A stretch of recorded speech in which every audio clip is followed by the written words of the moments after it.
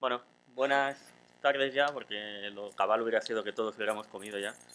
Em, Como decía Javi, hemos preparado una presentación. Bueno, lo primero de todo, gracias a Signis, a Juan y a todo el comité organizador por darnos la oportunidad de estar aquí. Hemos preparado, Javi Figueroa y yo, que somos colegas, compañeros e incluso amigos en el CEU, y impartimos la asignatura, bueno, él da guión cinematográfico, yo doy narrativo audiovisual, y a los dos nos gusta muchísimo Breaking Bad. De hecho, estaba pensando, digo, todo el mundo está hablando de series históricas, y nosotros vamos a hablar de una serie que ya es historia de la televisión y que probablemente sea histórica en el futuro. ¿Cuántos de vosotros habéis visto Breaking Bad? ¿Y cuántos de vosotros habéis oído hablar de Breaking Bad? Es una de las cuestiones que tiene esta serie, no solamente, más allá de los espectadores que ha tenido, y sabéis que históricamente series y canales como HBO ha tenido series que han disfrutado de audiencia muy fiel, pero no siempre masiva. En el caso de Breaking Bad confluye un poco todo. Es un fenómeno audiovisual que atrae a los fans, pero también a la crítica y, por supuesto, también a la academia. Es fascinante y a nosotros nos resultó muy llamativo que, al revés que con otras series que son muy famosas, pero sobre las que no se ha escrito tanto, sobre Breaking Bad se ha escrito ya mucho y no hace ni un lustro que concluyó su emisión. Esa fue la razón por la que pues nos sentimos atraídos hacia esta serie, y ya que había bastante publicado, realmente una de las primeras cuestiones que nos vino a la cabeza es qué contamos original de Breaking Bad. Eh, lo que nos atraía es sobre todo el personaje principal. Es una serie muy coral en la que cada personaje, como en muchas series de televisión, tiene su propio desarrollo, su propia historia, su interés. Hay, yo creo también, no sé si estoy de acuerdo con nosotros, una cierta coherencia en la debilidad de todos los personajes. Es decir, al final no dejan de ser en mayor o menor medida héroes trágicos. El epítome de todo ello es Walter White, que es el hombre que da no sé si habéis leído Aristóteles, la esencia de la tragedia es el hombre común que da un paso en falso, que ya no va a poder volver a dar marcha atrás, pero no es el único. Todos ellos mueren o lo pasan mal por este delito de hubris, de soberbia, ¿no?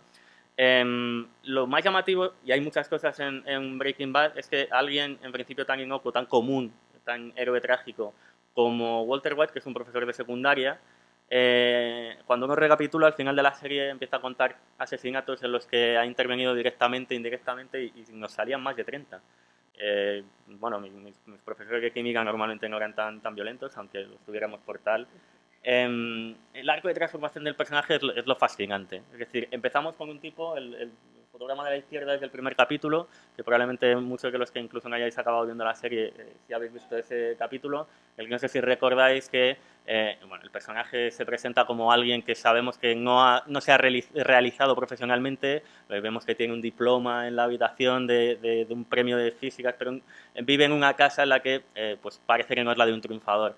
Y más tarde en el capítulo, pues nos enteramos de más cosas, como que tiene un cáncer bueno, pasa un poco después de esto, tiene un cáncer de pulmón sin haber fumado en su vida, y que además de ser profesor de secundaria, pues tiene que hacer horas extra en un autolavado, porque por lo que parece en los institutos de secundaria en Estados Unidos, pues no están demasiado bien pagados.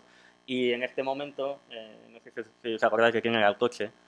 El coche que está lavando en el autolavado es de uno de sus alumnos, de los que más se mofan de él, de los que no le hacen ni caso en clase, lo cual es un fracasado.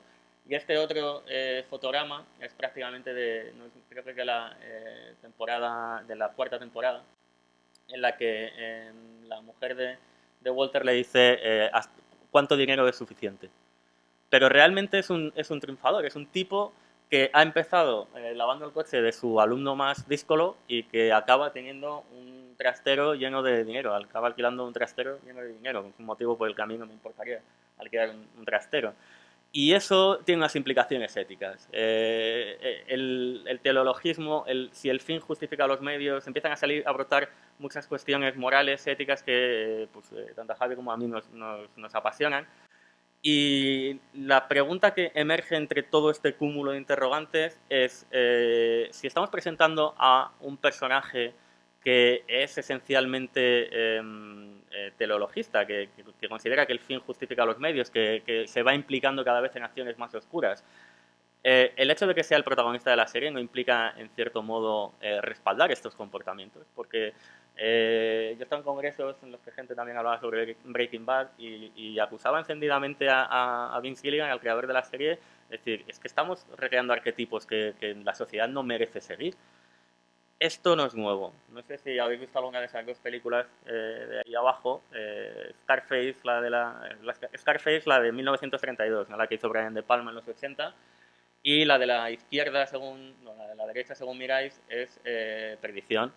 Las dos son representativas del cine negro fundacional, que fueron una de las razones por las que los primeros investigadores en comunicación audiovisual llegaron a la conclusión de que el cine era potencialmente pernicioso porque podía trasladar arquetipos que si la gente seguía, pues sería un desmán social. Esto constituyó lo que Lowry y de Fleur llamaron el legado del miedo, que se plasmó en algo muy tangible, es el código Hays, que del que muchos habréis oído hablar, que desde 1934 hasta 1968 determinaba qué películas podía ver el público americano o no, pero siempre bajo la presunción de que potencialmente el audiovisual era peligroso. Nuestra propuesta de análisis va más bien por el lado contrario. La presentación de un arquetipo trágico como el de Walter White no es necesariamente señal de que se esté defendiendo ese arquetipo, de que se estén defendiendo esos comportamientos. De hecho, nosotros vamos a coger 4 de esos 30 asesinatos porque nos parecen especialmente representativos en el arco de ascenso y caída del personaje, y vamos a demostrar que hay decisiones de guión, de planificación, de realización, de cinematografía, de dirección de luz, que presentan al personaje, que condenan al personaje a los ojos del público. ¿De acuerdo? Los 4 asesinatos que seleccionamos, bueno, los veis ahí. Si podéis apagar la luz, sí que os lo agradecería, porque, sobre todo para los fotogramas, el de la derecha, el de la izquierda del todo, perdón, es el primer asesinato en el que él se ve involucrado, que es el de Crazy Eight. Muchas gracias. Vale, perfecto. El traficante de poca monta que intenta quedarse con su incipiente negocio que está desarrollando en la caravana con Jesse, y que al final, a resulta que unas cosas u otras, acaba en el sótano de Walter, que acaba asesinándolo. ¿Vale? El otro es bueno, que veis ahí, es un poquito más avanzada la serie, cuando mata a Mike Ehrmantraut. Después hay un asesinato por atropello y posterior ejecución de 2 traficantes que intentan acabar con la vida de su compañero. Y uno de los que me parece también más interesante, el de Jane Margolis, que es la novia de Jesse en la segunda temporada, que además es un punto de inflexión muy claro, porque no es un asesinato en el que él intervenga directamente, es un delito de omisión del deber de socorro, pero además está presentado de una manera que Vince Gilligan no permite que el personaje de Walter tenga una coartada de no haber intervenido. Ahora vamos a ver por qué. Los hallazgos que hemos encontrado... ¿Qué tal vamos de tiempo? No, claro, es que como es compañero mío no me lo ha contado. Los hallazgos que hemos encontrado es que tanto desde el guión como desde la producción y la realización siempre hay trazas sistemáticas de la censura que los creadores de la serie tienen hacia el comportamiento de Walter White. Hay, por ejemplo, juegos de enfoque y de desenfoque que subrayan la caída moral del personaje. Hay un uso de las angulaciones que enfatizan esta condena moral tanto de las situaciones como del propio personaje que se va comprometiendo con esos actos oscuros. Hay juegos de luz que anticipan el descenso a los infiernos, a veces literalmente. Por ejemplo, en la muerte de Crazy Eight, antes de que se produzca, hay un primer plano cuando él ya sabe que lo va a matar, en el que se ve en un ligero contrapicado como él está en lo alto de las escaleras, completamente ensombrecido, solamente se ve iluminado el fondo. A mí me recordaba un poco al Nosferatu de 1922. Es un ser monstruoso, incipiente, que se está creando, y es presentado así por los creadores de la serie antes incluso de que cometa ningún acto luctuoso. También hay, en términos de guión, consideramos que, por supuesto, es una serie, dura 5 temporadas, con esta 5ª temporada que es un poco rara, ¿no? Con una bisagra de 2 medias temporadas, que está centrado fundamentalmente en alimentar la empatía hacia el personaje. Tenemos que entenderle. Pero eso no quiere decir que se defienda su postura. Los héroes trágicos también buscaban la empatía del hombre normal para que todos pensáramos que ese pecado que ellos cometían lo podríamos cometer cualquiera de nosotros. Pero además, no solamente es que busquemos la empatía, tenemos que aguantar al espectador durante 5 temporadas, es que también se incide en no dar coartadas al personaje, se incide en sostener al personaje enfrente de los actos que ha cometido para que sea consciente él y el espectador que ha empatizado con él de lo terrible que está cometiendo cada vez. Esto, por ejemplo, se ve muy bien en el último hallazgo que mencionamos aquí, que es el uso de coleos, en los que no hay ningún avance de trama, en los que no pasa nada, cuya única justificación puede ser precisamente esa. Es decir, que Ben Gilligan o el director del capítulo X le confrontan al personaje con lo que acaba de hacer y no le permiten escapar hacia la siguiente escena hasta que no sufre las consecuencias de su acto. Y con él, por supuesto, pues también al espectador. ¿Cómo va qué tiempo? ¿Podemos poner una pequeña escena? Sí. Pequeñita, vale. Pues la escena, una de las 4 que habíamos analizado, que pues es bastante reveladora de lo que comentábamos, se inicia con la llegada de Walter White a la casa de Jesse. Jesse está con su novia, los dos acaban de consumir cocaína y acaban de, bueno, se han desmayado, por así decirlo, ¿no? Y Walter quiere conseguir un dinero que necesita y que está en casa de Jesse. Por eso acude hasta ahí.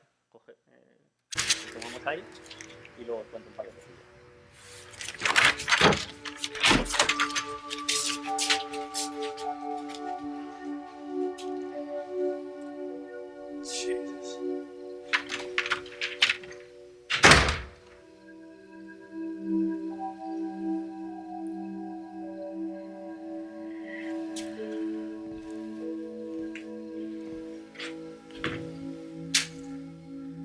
Jesse.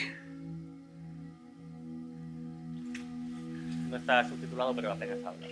Jesse. Jesse. Wake up.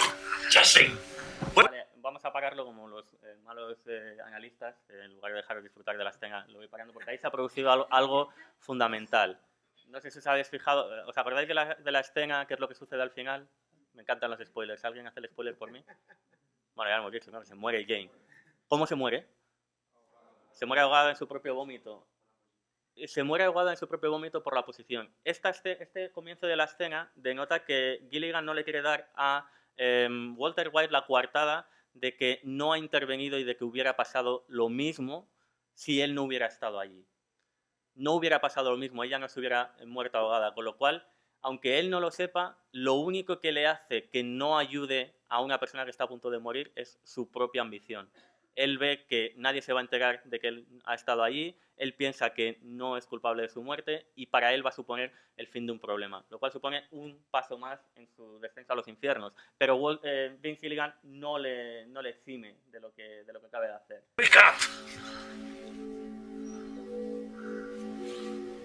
Es que todo está rodado desde su punto de vista. Esa empatía.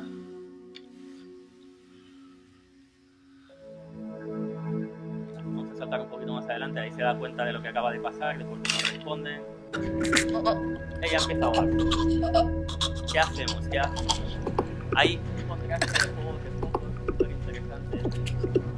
Que recuerda tanto al personaje como al espectador que todavía estamos a tiempo de hacer algo y cuando ya no estamos a tiempo de hacer nada. Fijaos ahí. El personaje está a punto de fallecer. Antes, me falta un poquito el puesto, me pasa por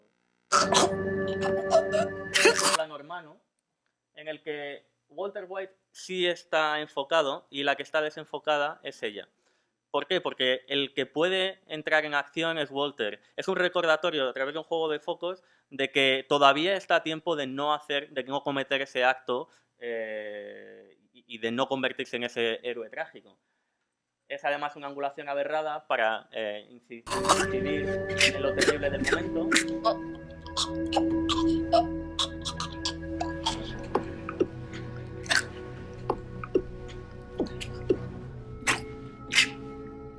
También es curioso cómo se abre el plano para que todo el mundo vea la escena y no pueda ser simplemente el sonido fuera de campo, que es más sobrellevable.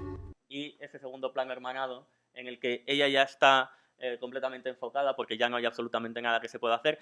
Y el personaje de Walter White está desenfocado, que en cierto modo es lo que le ha pasado a su personalidad, a su humanidad. Su humanidad queda desenfocada porque deja de ser un poco más humano, como sucede cada vez que interviene en uno de los asesinatos.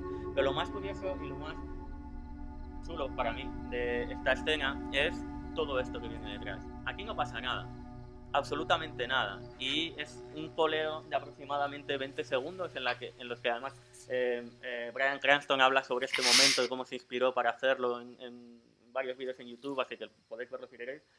Esto simplemente es confrontar al personaje con lo que acaba de hacer. Si se estuviera justificando a este personaje, el coleo no existiría, porque esto lo único que redunda es en hacer sentir peor tanto al personaje como al espectador. Vince Gilligan, los creadores de la serie, no le permiten esas escapatorias y en ese sentido están presentando a alguien que es muy común, que puede caer como todos nosotros, pero no están justificando la caída en ningún caso. Lo cual es básicamente nuestra conclusión de este análisis de vídeos. Así que, muchas gracias.